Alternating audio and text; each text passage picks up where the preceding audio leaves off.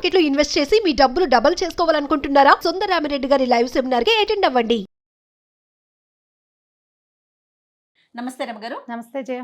Dasara Navratri special నైవేద్యాలు చేస్తా ఉన్నాం మనం. నాకు వంటకాలే వస్తుంది రమ్మగారు. వంటలు చేసి చేసి చేసి మన ఇద్దరు నైవేద్యం చేస్తా ఉన్నాం. మరి ఈ రోజు ఏం చూపిస్తున్నామండి? శాఖ అన్నం చేద్దాం. శాఖ అన్నం అంటే శాఖములు అంటే కూరలు రకరకాల కూరగాయలు వేసి ఉండేది.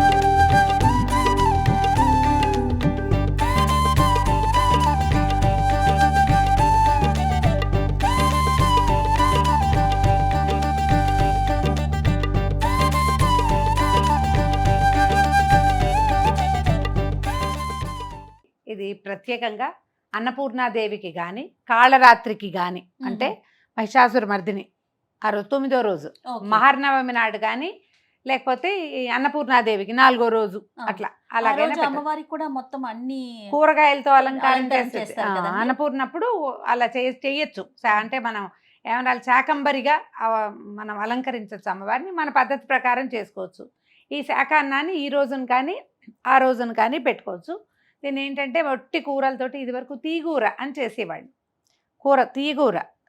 తీగూర అంటే ఇది ఎప్పుడు చేస్తాము? సంక్రాంతి రోజుల్లో గుమ్మడికాయ అన్నీ కలిపి కలగూర తీయగూర అలా చెప్పేవాళ్ళు. మనం కూరగాయల పులుసులో ఎక్కువగా అక్కడ దప్పలం కొంచెం చిక్కగా ఉండేలాగా అలా చేసేవాళ్ళం. దీన్ని అన్నంతో కలిపి శాఖములే అన్నంలో వేసేది. ఇప్పుడు సార్ట్ ఆఫ్ బిర్యానీ అనుకుందాం. కానీ మసాలాలు ఉల్లిపాయలు వెల్లుల్లిపాయలు ఏమీ లేకుండా చింతపండు పులుసుతోటి మనం సాంబార్ అన్నంలాగా చేసి నివేదన చేయొచ్చు. ఇదేంటంటే మంచి బలవర్ధకమైన ఆహారంగా చెప్తారు. బోల్డని కూరలు పప్పు అన్నీ పడతాయి. తర్వాత ఇందులో రకరకాల గింజలు వేసుకోవచ్చు. చక్కగా నెయ్యి తాలింపు వేస్తాం. నెయ్యి వేసి అమ్మవారికి నివేదన చేసుకోవచ్చు. ఒకసారి స్టార్ట్ చేసే ముందు ప్రాసెస్ ఒకసారి చెప్పండి రమ్మగారు. మనం అన్ని రకాల కూరగాయలు వేసుకోవచ్చు. చేదైనవి అవి మానేయాలంతే. అంటే కాకరకాయలు అవి లేవు. సొరకాయ గుమ్మడికాయ తర్వాత ఏమో కొన్ని బెండకాయ ముక్కలు కొన్ని వంకాయ ముక్కలు ఒక అరటికాయ తర్వాత ఏమో దుంపలు బంగాళదుంపలు చామ దుంపలు చిలకడ దుంపలు తర్వాత అరటికాయ ఇవి వీటితో పాటు బీన్స్ చిక్కుడుకాయలు అలా ఇన్ని రకాల కాయగూరలు అన్ని తలా రెండు అన్ని ముక్కలు చాలా కనిపిస్తున్నాయి చూడు. ఎక్కువ లేవు. అన్ని రకాలు పెట్టని తక్కువ. ఒక టమాటా తర్వాత తోటకూర కాడలు దొరికితే అవి కూడా వేస్తే ఒక 2 ములక్కాడలు వేసుకోవచ్చు.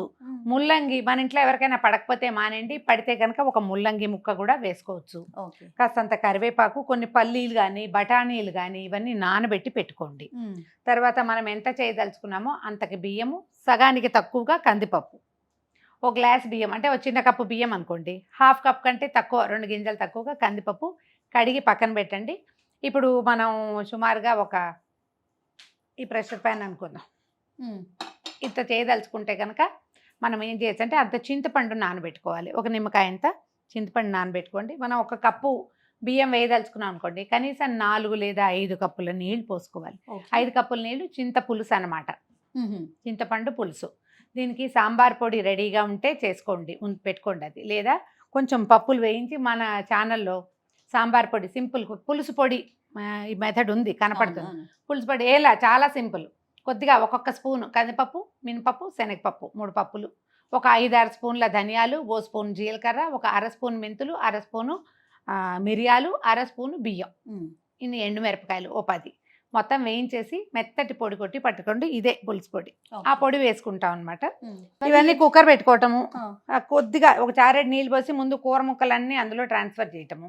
తర్వాత ఏమో మనం బియ్యము పప్పు కడిగి పెట్టుకున్నాముగా బియ్యము పప్పు ఈ పల్లీలు ఒకవేళ ఉడికిన బఠానీలో పచ్చి బఠానీయో నానబెట్టినవి ఏమైనా ఉంటే అవి మొత్తం ఇందులో ట్రాన్స్ఫర్ చేయటం. దాంతోపాటు మనం ఏం చేస్తాం కడిగి పెట్టిన బియ్యం పప్పు వేసేసి చింతపండు పులుసు చక్కగా పిసికేసి మనం ఎన్ని గ్లాసులు పోస్తాం 4.5 కనీసం పోసుకోవాలి కదా. బియ్యానికి 4.5 నీళ్ళు పోసేస్తాం. పోసేసి ఉప్పు సాంబార్ పొడి అంత కరివేపాకు వేసేసి కుక్కర్ మూత పెట్టి 3 లేదా 4 విజిల్స్ రప్పిస్తే సరిపోతుంది. మన కుక్కర్ అంటే వచ్చేస్తుంది అనుకో 4, లేదు కొంచెం స్లో కుక్కర్ పాత పడింది అనుకోండి 2.5 విజిల్స్. 3వ విజిల్ రాగానే టక్కిని కట్టేయండి. ఓకే. చల్లారాక మూత తీసి చక్కగా నెయ్యి వేసి అంత పోపు కనుక పైన పెట్టేసి అంత కొత్తిమీర వేస్తే కదంబ సాదం రెడీగా ఉంటుంది. దీన్ని కదంబం అంటాం ఎందుకంటే మల్టిపుల్ కూరలు పడతాయి కాబట్టి.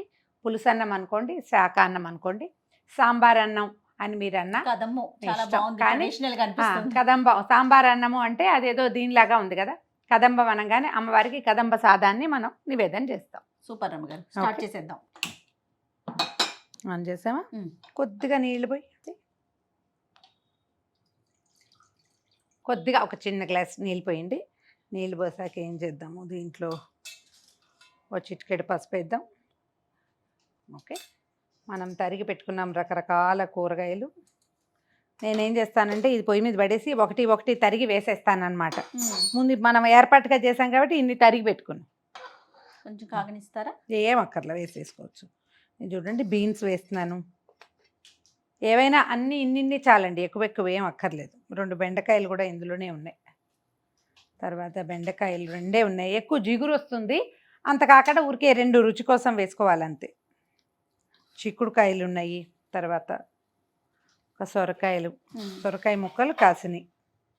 ఒక క్యారెట్, బీట్రూట్ వేస్తే రంగు మారుతుంది, వేయబోకండి. తర్వాత ఇదిగో చిలకడ దుంపలు, ఇవేమో ఆలుగడ్డలు, తర్వాత చిలకడ దుంప ముక్కలు, ఇవి చామదుంపలు. పచ్చిమిర్చిని చిన్న ముక్కలు చేయొద్దు, ఊరికే ఒక ఘాటు పెట్టి పడేయండి. అప్పుడు ఏమవుతుందంటే దాన్ని రుచి వస్తుంది కానీ అది కలిసిపోకుండా ఉంటుంది. మనం నివేదన చేసిన తర్వాత వడ్డం చేసేటప్పుడు కాయ కనపడుతుంది చూడండి, ఇట్లా కనిపిస్తుంది కదా, దీన్ని అలాగా తీసి పక్కన పెట్టుకోవచ్చు. ఒక టమాటా వేస్తున్నాను. ఓకే, ఇప్పుడు ఏం చేస్తున్నానంటే ఇక బియ్యము కందిపప్పు కడిగాను కదా, అది వేసేస్తుంది. ఎక్కువ బియ్యం చాలా ఏం చేయక్కర్లేదు జయ, ఒక చిన్న కప్పు వేసినా కూడా బోల్డ్ అయిపోతుంది. కూరగాయలన్నీ ఉన్నాయి కదండి, చాలా ఉన్నాయి కదా. ఉప్పు వేస్తే పప్పు ఉడకదు అలాంటి అనుమానాలు పడకండి, చక్కగా ఉడికిపోతుంది. ఇది కుక్కర్ కదా. అది పులుసు పొడి ఏది ఉంటే అది. ఓకే, ఇవి 1కి 4 లేదా 4.5 కొలత పెట్టుకున్నాం కదా. అవునండి. ఈ పులుసు నీళ్లు పోసేద్దాం. చింతపండు పులుసు కొంచెం పలచగా తీసి పెట్టుకోవాలి అంతే. ఓకే. ఓకే, పల్లీలు నానబెట్టి పెట్టాను, కొన్ని నానబెట్టిన పల్లీలు వేసుకోండి. ఒకసారి గరిటె పెట్టి కదిపేసి పైకి కిందికి.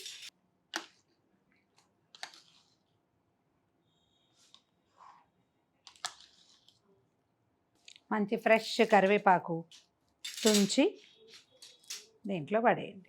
మనం ఇందులో ఒక చుక్క నూనె నెయ్యి ఏమీ వేయలే.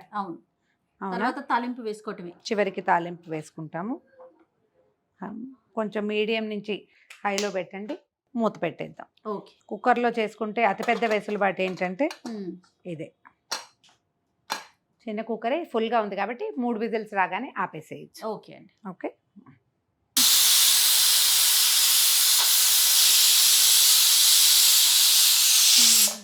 3వ విజిల్ వచ్చింది, ఆపేద్దాం. మీరు వేసిన కూరగాయలకి అన్నానికి ఇది పొంగి పొర్లిద్ది అనుకున్నా నేనైతే. కానీ సరిపడా నీళ్ళు పోసాము. కుక్కర్ మంచిదన్నమాట, కొంచెం విశాలమైనది పెట్టుకుంటే సరిపోతుంది. మరి ఇంకదేగా చెప్పాలి, బంగారు కుక్కర్, అందుకని మాట రమ్మగారు కుక్కర్ అండి, అందుకని కుక్కర్ మంచిదని చెప్పి ప్రమోషన్ చేసుకుంటున్నారు చూడండి. ఇంకా అయిపోయినాక మనం తాలింపు వేసుకోవటం రమ్మగారు. ఇది చల్లారంగానే దీంట్లో తిరగమాత పెట్టడము, కొంచెం కొత్తిమీర వేసుకోవటము, నివేదన చేసుకోవటం అంటే. ఇప్పుడు చూడు పచ్చిమిర్చి తీసేయచ్చు అని చెప్పైనా పచ్చిమిరపకాయ పైకి వచ్చేసింది చూడు. దీనికి ఏం చేయాలంటే మూకుడు పెట్టుకుని కొంచెం కొద్దిగా నూనె మరి కాస్త నెయ్యి వేసి చిన్న తాలింపు వేసి దీని మీద వేసేస్తే సరిపోతుంది. చాలా పోయి ఏం కదా, చాలు. నూనె నెయ్యి వేయండి, నెయ్యి వేస్తేనే బాగుంటుంది. దీంట్లో మీరు జీడిపప్పులు కూడా వేసుకోవచ్చు. మళ్ళీ పులిహార పప్పులాగా అక్కర్లేదు. సాంబార్ తిరుగుమాత పెట్టుకుంటాం కదా, మెంతులు, మినపప్పు, ఆవాలు, కొంచెం జీలకర్ర అవి వేసి కాస్త ఇంగు వేయటము, తాలింపు వేసుకోవటం, కాస్త కొత్తిమీర కట్ చేసి పైకి పరిచేసి దీన్ని ఎట్లా చూడు ముక్కలన్నీ పైకి వచ్చినాయి కదా, తిరగేస్తే ముక్క చెక్క కిందకి వెళ్ళిపోతాయి.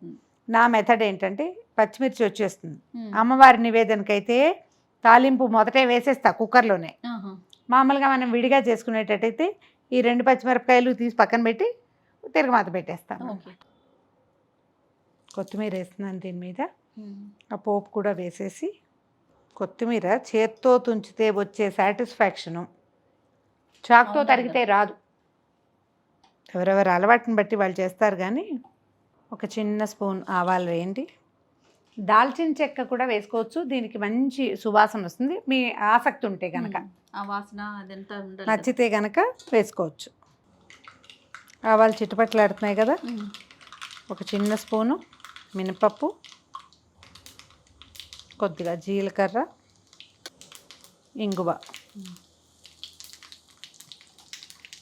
నివేదనకి కాబట్టి కొంచెం జీడిపప్పులు,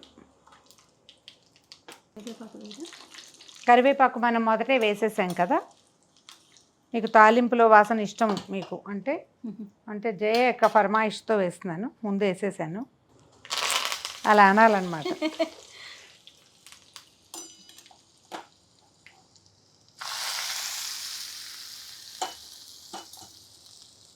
ఒకసారి పెద్దగిరుతుంది కదా లేదా కలిపేసి ఇది లోపలికి, పోపు వాసన పోకుండా. చూసావా లూజ్గా కనపడుతుందా? అవునండి. పప్పు చక్కగా ఉడికిపోతుంది. దీనికి ప్రధానమైన పద్ధతి ఏంటంటే పప్పు బియ్యం ముందు నానబెట్టుకోవాలి. అవును. నానిన పప్పు చక్కగా బాగా ఉడుకుతుంది, కలిసిపోతుంది. ఒక ప్రసాదాలకే కాదు రమ్మగారు, వంటకి కూడా పప్పు ఎప్పుడు కానీ తిన్న నానబెట్టుకుంటే. అంటే ఒక మెథడ్ కూడా ఉంది జయ. ఆరోగ్య రహస్యం ఏంటంటే కందిపప్పు వీటికి ఆ పైన ఒక రకమైన పొట్టు ఉంటుంది. దానివల్ల చాలా మందికి గ్యాస్ ఫామ్ అవుతుంది. అవును. అదే అసలు కొంతమంది డాక్టర్లు ఆయుర్వేద వైద్యులు అయితే రాత్రి నిద్రపోయేటప్పుడు నానబెట్టుకుని పొద్దున వండుకోండి అంటారు. కనీసం 5-7 అవర్స్ కనుక నానితే పప్పు ఉడకటం, మనకి గ్యాస్ ప్రాబ్లం ఉండదు, గ్యాస్ వేస్ట్ కూడా కాదు. వేరే పాత్రలో పెట్టేసి అమ్మవారికి నివేదన పెట్టించేద్దామా? అట్లానే. కూర ముక్కలన్నీ ఎంత మృదువుగా కనపడుతున్నాయి చూసావా? అవును. కుక్కర్ అవ్వటం వల్ల మనకి వెసులుబాటు. ఇంత బియ్యం వేశారు చూడండి, ఎంత అయిందో. ఒక చిన్న కప్పు బియ్యం. అవును. కూరగాయలన్నీ ఉండేసరికి చక్కగా వచ్చింది. ఇది వడ్డించేటప్పుడు కూడా నివేదనకి మనం నెయ్యి వేస్తాం కొద్దిగా. నెయ్యి వేసుకుని తింటేనే ఇది ఎక్కువ బాగుంటుంది. అదే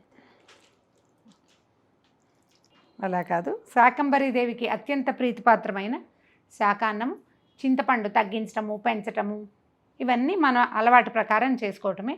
ఇలా నేను చెప్పిన కొలతల్లో చేస్తే చక్కగా వచ్చేస్తుంది. ట్రై చేసి చూడండి. అమ్మవారికి నివేదనలో ఒకరోజు తప్పకుండా ఈ శాకాన్నాన్ని లేదా కదంబ సాదాన్ని చేసుకోండి. తప్పకుండా రమ్మగారు. మరొకసారి సుమన్ టీవీ ప్రేక్షకులందరికీ దసరా శుభాకాంక్షలు.